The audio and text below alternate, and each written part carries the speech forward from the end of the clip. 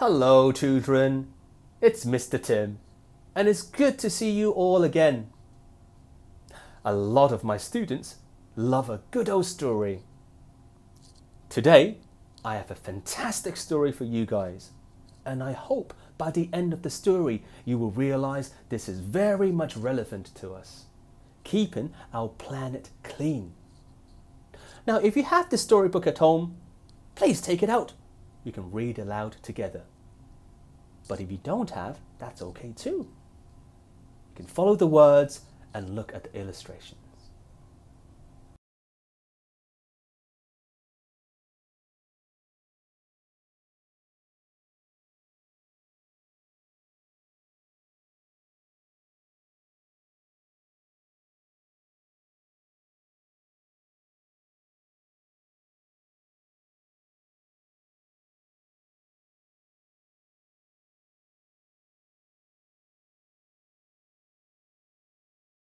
We have Liftoff by Sean Taylor, illustrated by Hannah Shaw.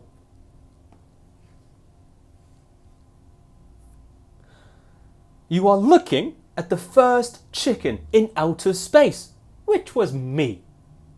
You see, I used to live on Mr. Tanner's farm and it really was a right old dump.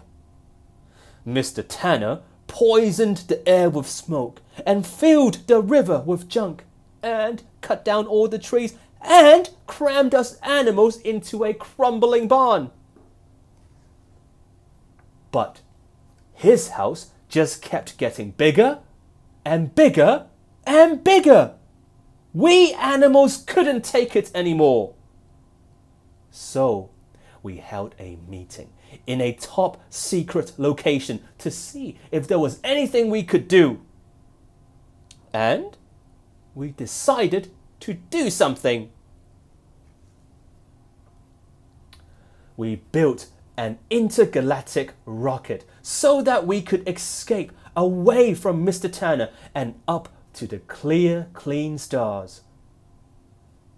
It was a difficult plan, but if it worked, we were sure that news would spread. Then animals all around the world will start doing the same thing because, let's just face it, animals have had enough of trying to share our planet with people. People just keep on messing things up. The pig who designed our rocket reckoned it was strong enough to carry us all.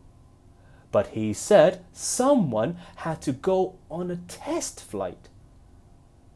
And that was when I got chosen. I was given moon boots, a space helmet, and a map. And a supply of cornflakes that looked enough to last for a whole life. I was shown the start button, which I was supposed to press at the start, and the emergency abandoned mission button, which I wasn't supposed to press except in an emergency. Then 5, 4, 3, 2, 1, we have liftoff! Up I went, away from the litter and clutter of Mr. Tanner's farm. First of all, everything went fine. I was in radio contact with the flight director at Animal Mission Control and I was on my way to the stars. But there was a problem. I was holding the map upside down and suddenly the rocket was heading back towards our planet. "Don't come back!"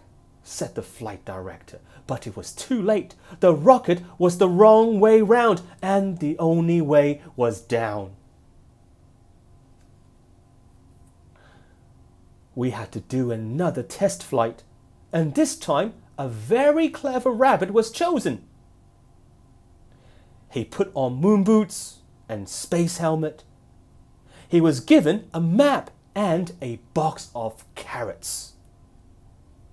Then 5, 4, 3, 2, 1, we have liftoff! Up went the rabbit, out of the smog and smoke of Mr. Tanner's farm. First of all, everything went fine. The rabbit was on his way to the stars. Then there was a problem. I think the rabbit got nervous. He started eating carrots very fast. And the box got stuck over his head. He bumped the steering wheel and the rocket started heading back. "Don't come back," said the flight director. But it was too late. The rabbit couldn't get the box off, and the only way was down. We still had to do a successful test flight, and a very calm sheep was chosen next. She was given moon boots, a space helmet, a map, and a supply of cabbage leaves in little boxes that she couldn't get stuck over her head. Then, 5, 4, 3, 2, 1, we have liftoff! Up went the sheep, away from the muck and junk of Mr. Tanner's farm. First of all, everything went fine. The sheep was on her way to the stars. Then there was a problem. The sheep fell asleep. What's worse, she leant her head on the emergency abandon mission button, so the rocket turned automatically back. "For goodness sake," said the flight director, "don't come back!" But it was too late. The sheep was asleep, and the only way was down. And that was when Mr. Tanner came to find out what the noise was about. And he discovered our rocket. He seemed to think it was funny because he laughed at it. Then he just looked inside as if it was his. But the joke was on him because somehow he pressed the start button. Then 5, 4, 3, 2, 1, we have liftoff! Up went Mr. Tanner on his way to the stars, and we never saw him again.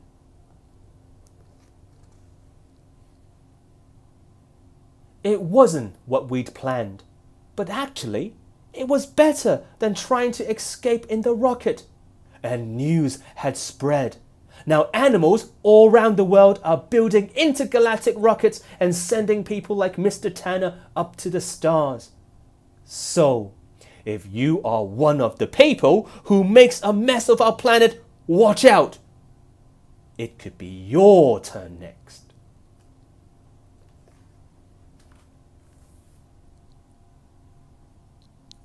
What a funny story. Animals sending horrible farmers to space. So what can we learn from the story? Well, it is everyone's responsibility keeping our planet clean and healthy. And we need to take good care of the animals. Cutting down trees, dumping rubbish in rivers and lakes, poison air with smoke, all these will damage our precious and delicate planet. And don't be a Mr. Tanner. So that's all we have time for today.